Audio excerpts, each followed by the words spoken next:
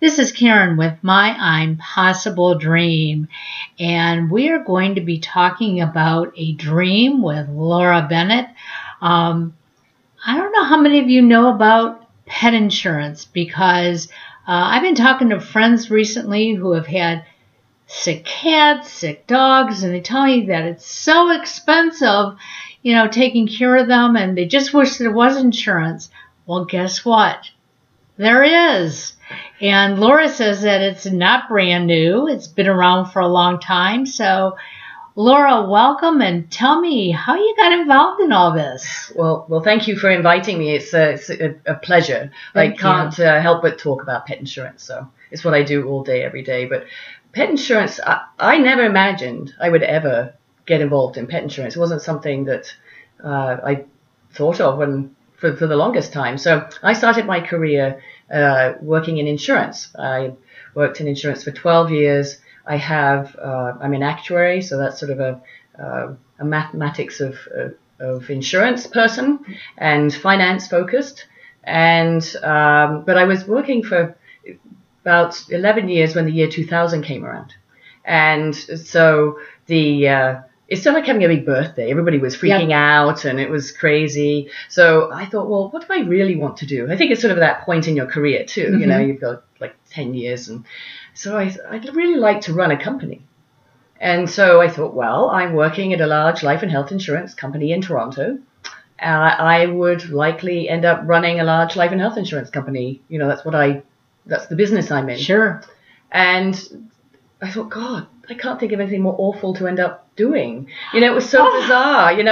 I loved the business that I was in, but not the culture. And the more senior I became, the more I found that it wasn't so much about the nuances of the business. It was more about politics and behaving the right way and all things that I felt uncomfortable with as a person, and it's too constraining for me. Sure. So what I thought was, gosh, I need to think of something though that would suit my nature. Like, how am I going to find something what I should really do? Because I'm not one for sitting around and going, oh well, I suppose this is my life, and I'll just enjoy my outside of work life. I mean, I give all to my work, and so I thought, well, I probably have to leave insurance.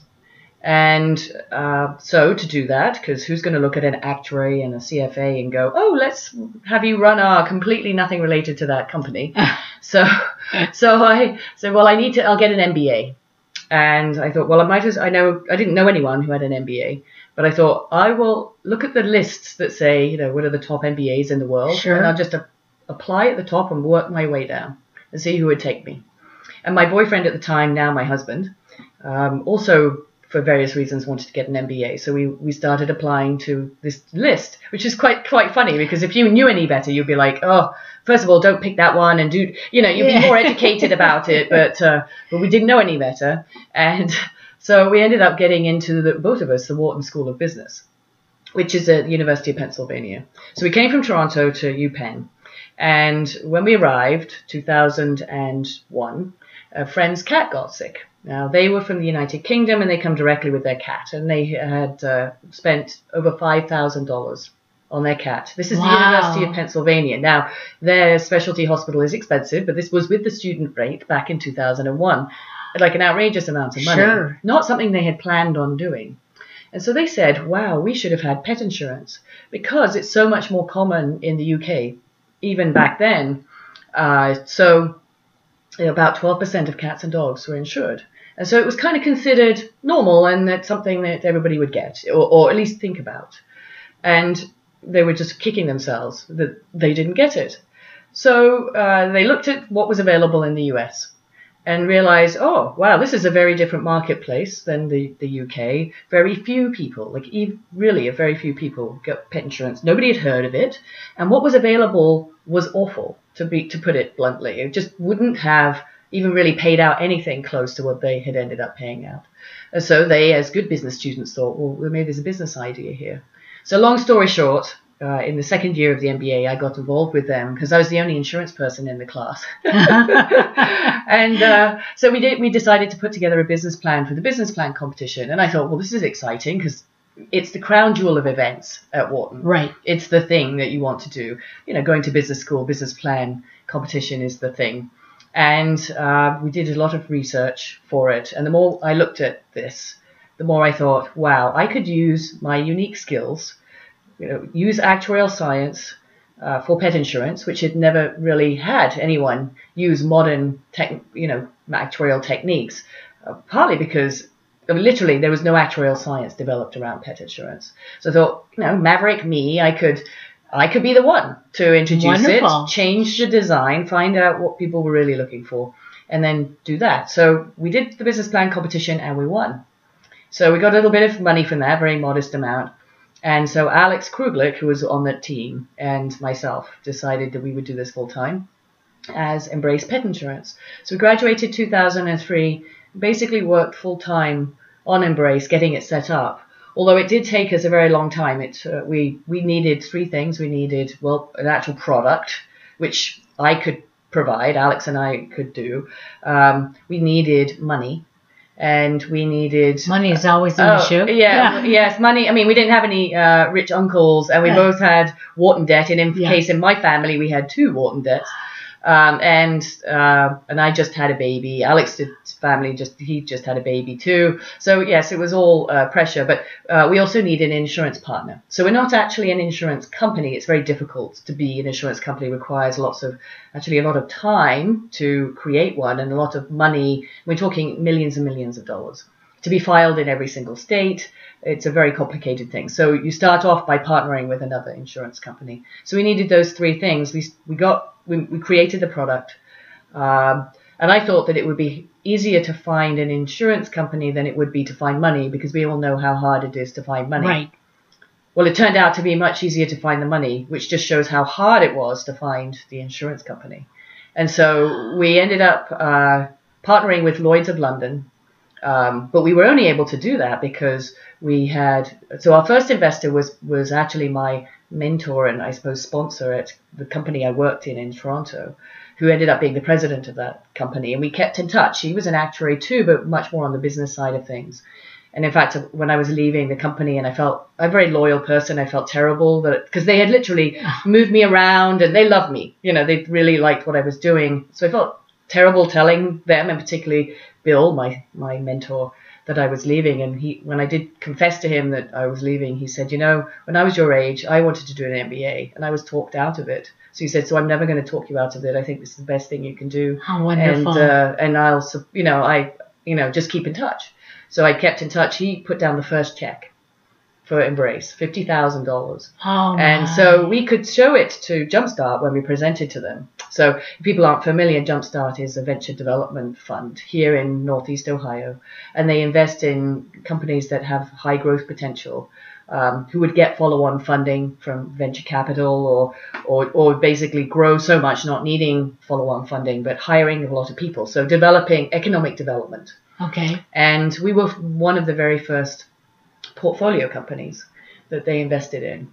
And so, which was great because we didn't have any offices or anything. So when we're trying to attract Lloyd's of London, I went over there, did a presentation, they liked it, they came over, and we hosted them at Jumpstart's offices because I couldn't do it in my house. Yeah. The house we were renting, half a house that we were renting at the time, and I had no daycare, so it was interesting challenges. But Jumpstart really helped us, gave us credibility, showed Lloyd's that we were not just 2 people with a business plan, but that we had Northeast Ohio behind us, and that there was kind of a great support system. Sure. And Jumpstart's program is to have, they pair you up with an entrepreneur in residence who would, make sure you're on your milestones and, basically keep encouraging you and give you assistance in whatever you need. And so they could see that we had this assistance even though we were first-time entrepreneurs.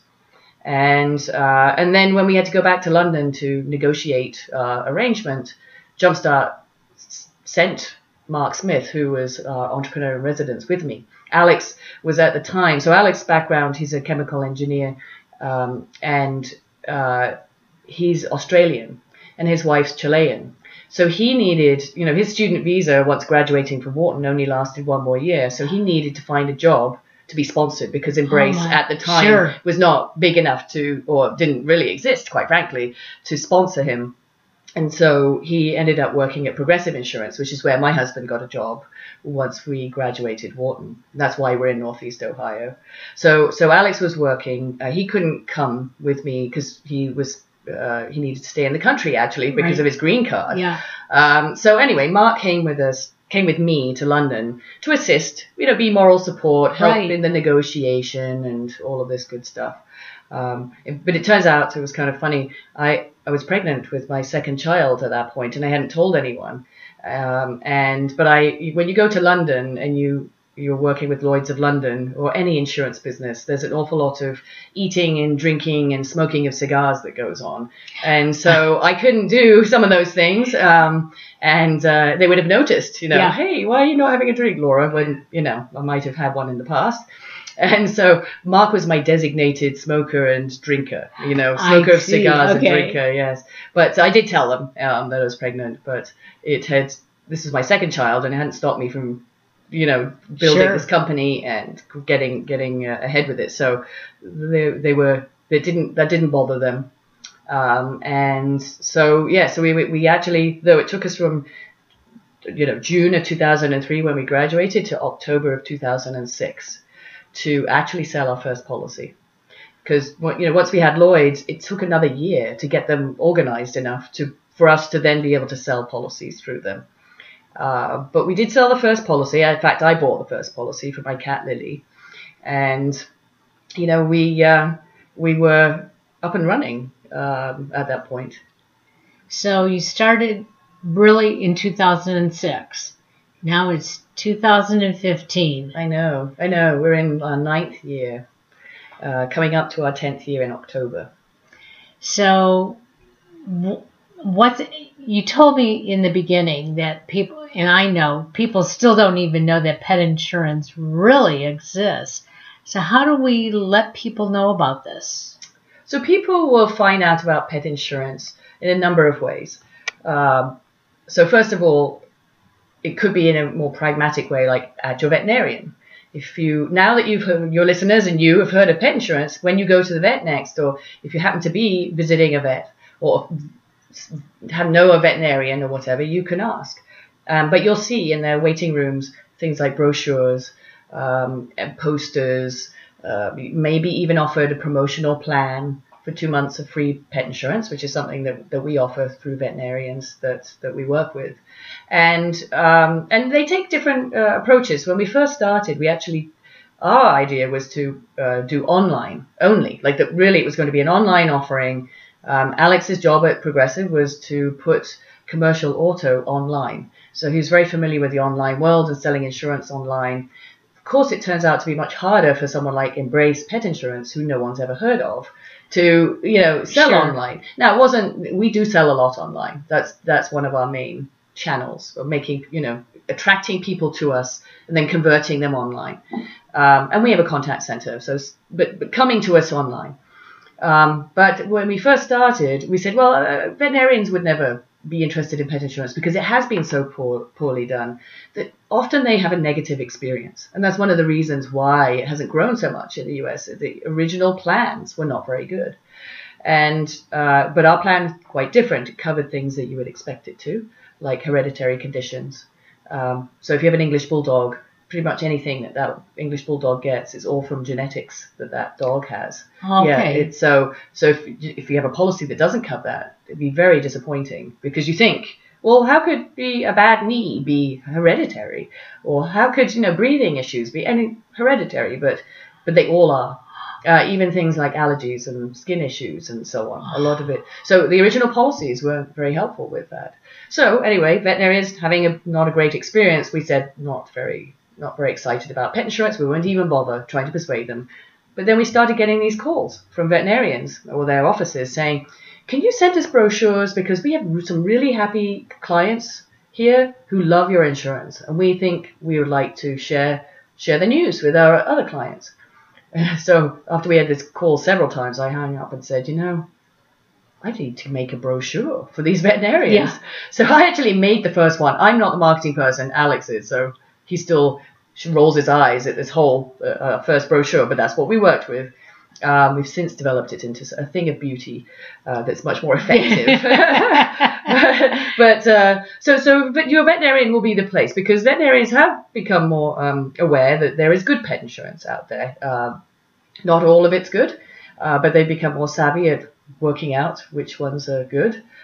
We have people who are actually on the ground across the US. We have about 10 people in various parts of the country that visit not only veterinarians, but also shelters and rescues, and go to pet expos and all of these kinds of things. Work with local businesses even.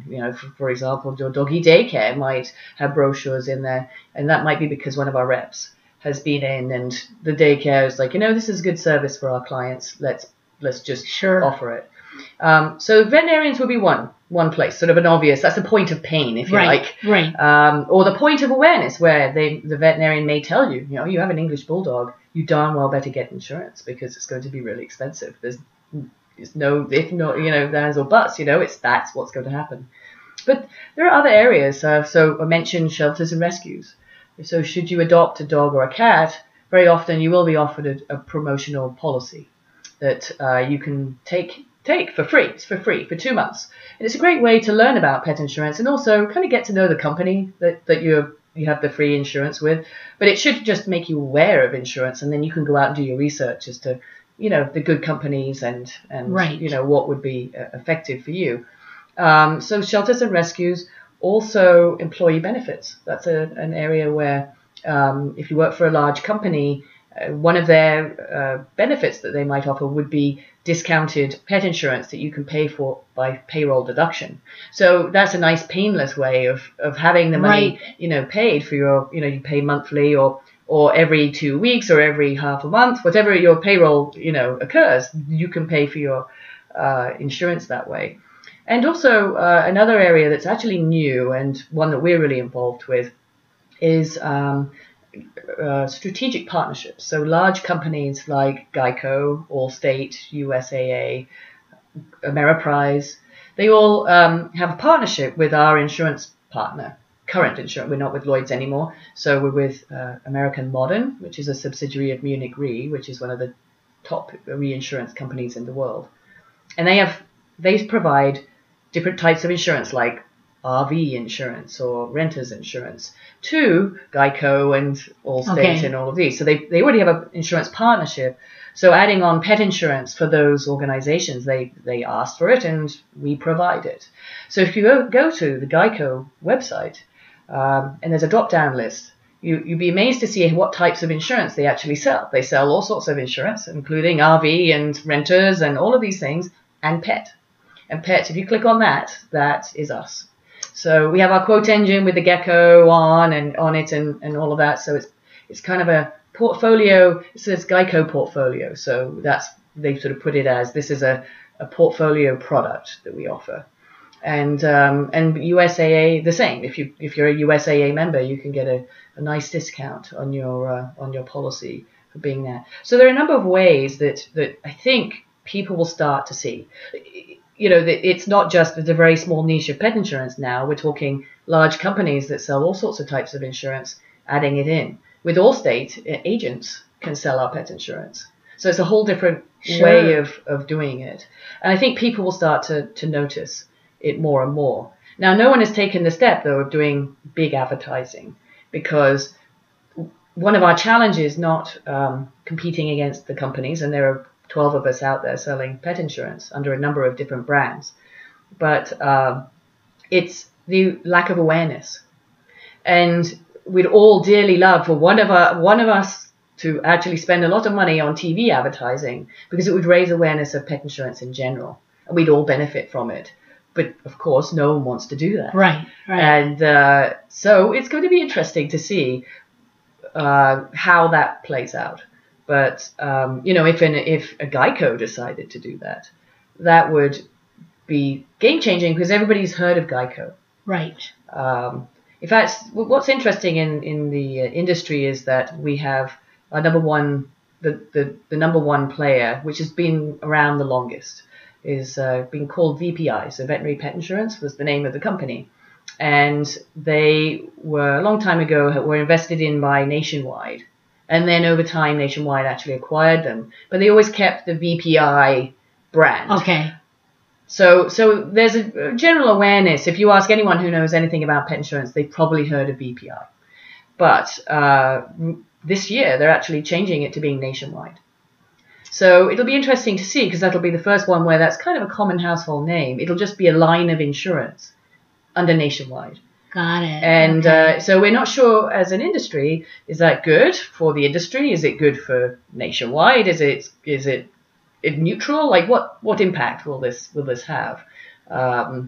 Will any extra awareness coming from, when someone's looking for pet insurance and the first thing they see is Nationwide and then a bunch of other companies they've never heard of, will they go, oh, well, I've heard of Nationwide and just click on that?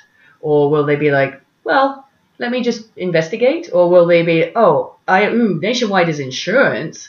I'm not interested in that. I'm looking for the warm and fuzzy feel. Even though I'm buying pet insurance, right, they're looking right. for a different, not the insurance product, but more like caring for my pet product, which is how we all tend to approach it.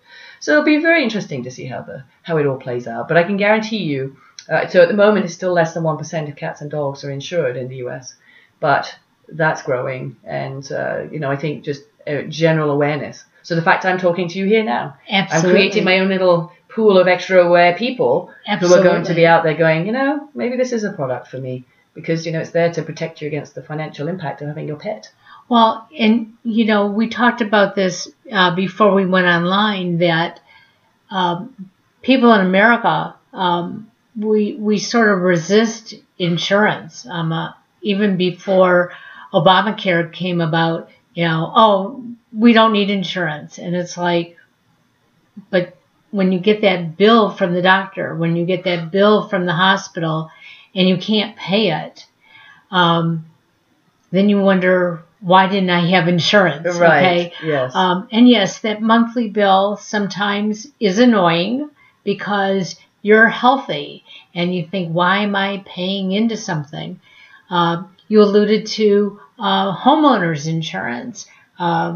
You pay homeowners insurance for years and years. Yes, and you hope you never use it. Absolutely. But the one time that you have to, look what's been going on in our country this year with all the storm damage and stuff. Absolutely. If you didn't have home insurance, you're totally devastated. Right. You're not going to have a home again. You're not going to be able to replace even the clothes on your back. Well, I think a lot of people listening would probably go, yes, but pets, they're just, they're never going to have that kind of financial impact on you. And certainly they might, most times they're not going to. But having said that, people often ask me, well, who should buy pet insurance? And I'm like, if you're the kind of person that would just do whatever is required to keep your pet healthy or treat a medical condition, then pet insurance is for you, because that leads down a very difficult financial path. It never comes in one giant chunk. Oh, here's a $10,000 bill for something or other. And, you might think I'm exaggerating, but we pay that sort of thing all the time. It builds up over time. Your dog starts vomiting. What's wrong with my dog? Go in, the vet will do some tests, maybe some blood work, can't tell. Oh, might need to see an ultrasound. Maybe there's something, tied up in there. There's an awful lot of things to rule out stuff. Do it endoscopy. So, you looking inside. All of that becomes very, none of that. Maybe we need to do a biopsy to find out if it's, IBD, which is, inflammatory bowel disease. This all starts adding up to about $3,000-4,000. You may still never know what it actually is. Could be a food allergy. There's all these things you have to rule out. So it creeps up on you. And at what point do you say, okay, no, I've spent my limit and I'm stopping? And even for the most pragmatic of people, now there are some people who do consider their cats and dogs fairly disposable. Something happens, I'm, broken leg even. You know what? I'll get another dog. But that's not the vast majority of people, to be honest. So it's kind of wow, at what point do I stop paying? I spoke to someone just last week who said, I always said, when I first got my dog, I said, I'm not spending any more than $500 on that dog for medical care. And actually, I laughed because it was like, wow, that's like very minimal and nothing. Yeah. But of course, his dog, he stepped on the dog's foot, actually. It was his fault. Oh. And broke the dog's foot. And, they spent $1,500 on the dog's foot. Because he's like, I can't, this is something that's perfectly fixable. There's absolutely nothing wrong with my dog, except for something that I actually did. And of course, since then, there have been other things with his dog. I can't remember what kind of dog it was. I think it was a pug. And pugs do end up having a lot of things, as many other breeds do. So it's, you need to buy the insurance before you need it. And then, just like any insurance, you hope you never need it. Right. You shouldn't think of this as I'm going to make money at it. It's not that kind of insurance. It's there to protect against those large expenses. And even if you think you have the world's healthiest dog, which you might, the dog might live to be, nice golden retriever living to 15 years and then dying peacefully in her sleep. That's lovely, but a dream. And but having said that, that golden retriever, no matter how well behaved it is, there's always that risk it will run outside, be hit by a car, or even step on something, or get bitten by a tick, or, be in the dog park and, another dog attacks it, things that you can't know, that you can't control unless you're literally wrapping them in bubble wrap. And that's not what a dog's life's about, right? So being outside, being participating in family gatherings where they might end up eating something that you can't keep your eye on them all the time, is quite possible. So those are the kinds of things that you have to think. What would I do? What would I actually do? And the insurance would give you a peace of mind of, what, should something happen, I'm not worried about the cost. I'm just thinking about what's the right thing to do. Exactly. Well, when you talk about, some people, feel that expenses aren't going to be that high. If you go out to these GoFundMe sites and people who are almost begging for money for their animals, they're the ones who should have been thinking about the insurance ahead of time, because it shouldn't be up to all of us to be taking care of their animals for them. Yeah. So we've got to start thinking about our animals ourselves. If you're going to have an animal, whether it be a dog, a cat, a bird, fish, whatever it is. Absolutely, yeah. You've got to be able to take care of it yourself and be prepared for the expenses. And with insurance being available, it's something that you should look into. Yeah. A lot of people tell me that, I have a savings account and I'll just save money. I'll just take the premiums I would have paid to you and put it in the bank account. And I'm, absolutely could try that. But the vast majority of people, even if you were disciplined enough to do that, other things in life come up too. Right. So there's the roof that needs fixing, or an unexpected medical expense, or a number of things that suddenly that money's not there. Or you have something happens before the money's been saved up, and then something else happens. I mean, it's basically the dog isn't sort of going to wait until you have money saved up to have something happen. Right, exactly. And so, I mean, that's the whole, what I recommend people do is have money saved up for the deductible. And so, pet insurance is sort of structurally a bit similar to human insurance in that we have an annual deductible, we have an annual maximum, we have a reimbursement percentage. So whatever you pay in your invoice, it goes towards the deductible. And then once it goes over the deductible, you might, if you have a 90% reimbursement rate, you get 90% back up until you get paid out your annual maximum. And so, people will, sorry, of course, I've completely lost my train of thought where that was going. But the idea is, if you know that your deductible, let's say, is $500. That's right, the savings account. Have that $500 available so that you're prepared to start off treatment. And actually, I recommend people go for, we offer high deductible policies. So it covers all the same stuff as the low deductible policy. It's just your deductible is higher, but your premiums are much less expensive. And we actually even We go from $100 a year, which is a most expensive policy, all the way through to $1,000 a year. Now, I personally have 3 cats. Each of them have a $500 a year annual deductible. And because I'm like, I could pull together the $500.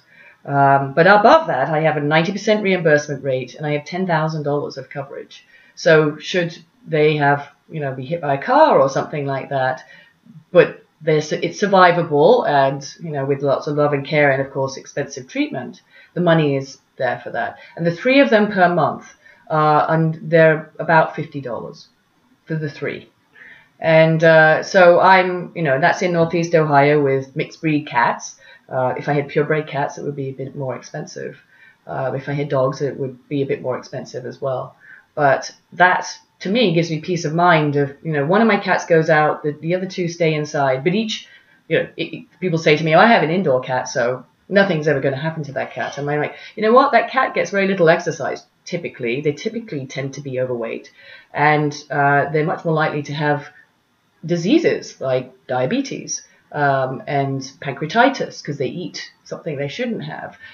They might eat the dental floss that you just threw out into the bin and get their insides tangled up. I mean, there's a number of things they can get. Yeah. Outdoor cats absolutely have much more accidents, be attacked by animals, maybe get communicable diseases, have other issues, cut paws and all those things. They're not likely to be overweight because they're exercising and busy. But yeah, they have different issues, but each will have their issues.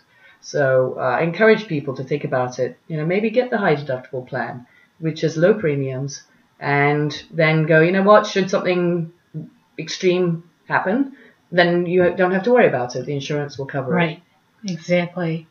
So on my blog, my I'm Possible Dream AH, we have your website out there with your name. So anybody can contact you, and we encourage them to check out the website so that they understand more about your pet insurance.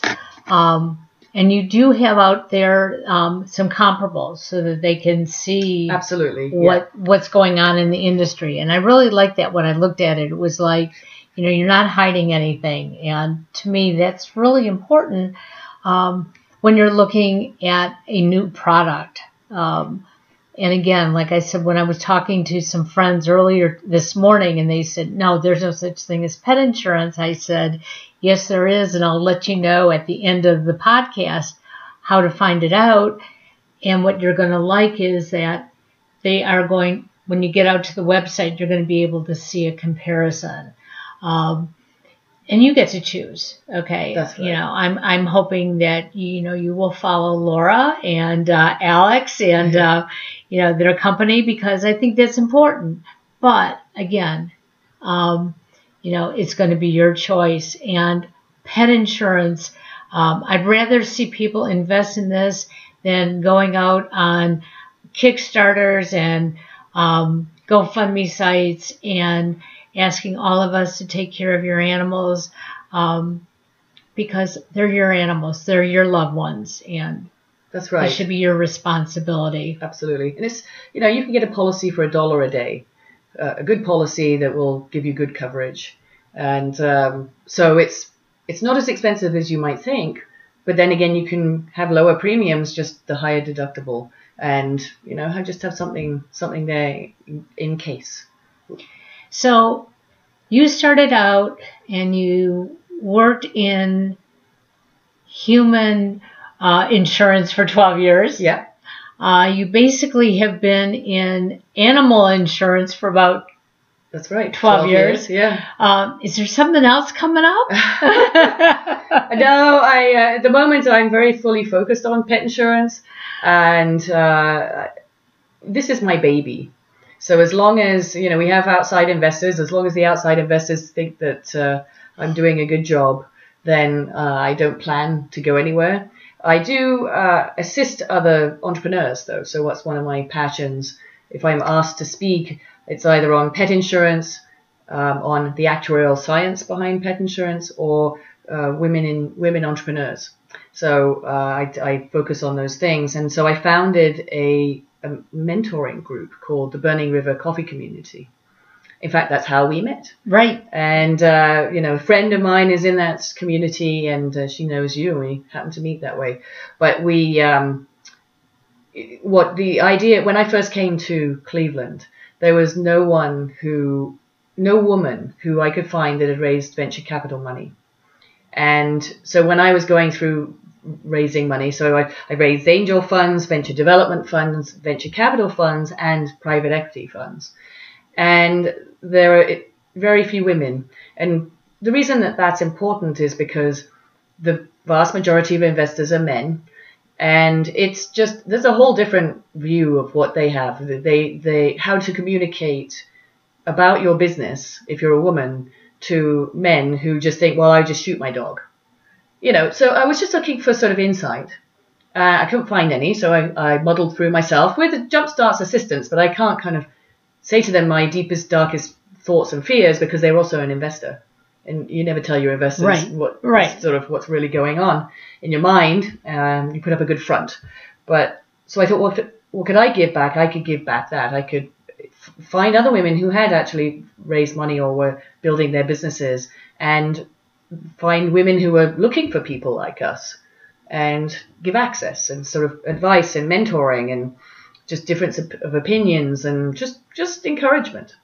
I think women look more to a community than men do when dealing with difficult things in their lives. And so this was something we done. So it's Burning River Coffee Community. If you do a search on that online, you'll find that website and Facebook page. And we meet once a month for breakfast meetings, and I'm setting up some dinner meetings as well. And it's been really eye-opening. So that's kind of where I put my other efforts. Apart from my family, I have 2 daughters who are 9 and 11, and 3 cats and a husband. I'm glad you included him. Yes, that's right. Yes, he's very supportive. That is wonderful. Well, I'm so glad that I accidentally met you that morning. Yes. It was phenomenal how I met Karen. Karen Malone Wright. I actually met her through her mother-in-law. We were both recuperating at rehab center. I had fallen and broken my femur, and her mother-in-law Judy was right across the hall from me, and Judy came over to welcome me to the rehab center. She was the welcoming person for everybody, and she told me all about her wonderful daughter-in-law, and Karen and I just became good buddies over the internet, and I had her on my previous show, and when I saw her in the restaurant, I walked over and I met you and a few other women. That's right. I really should come to your morning meetings because I need to meet more people and start networking a little bit more. So. Well, you're always welcome. Well, and you probably will see me there soon because getting out of this house, my dining room, office, studio, whatever you want to call it, I spend way too much time here. We're going to get this out on the podcast this afternoon, and I will send you the link. And with that, thank you very much. Thank you.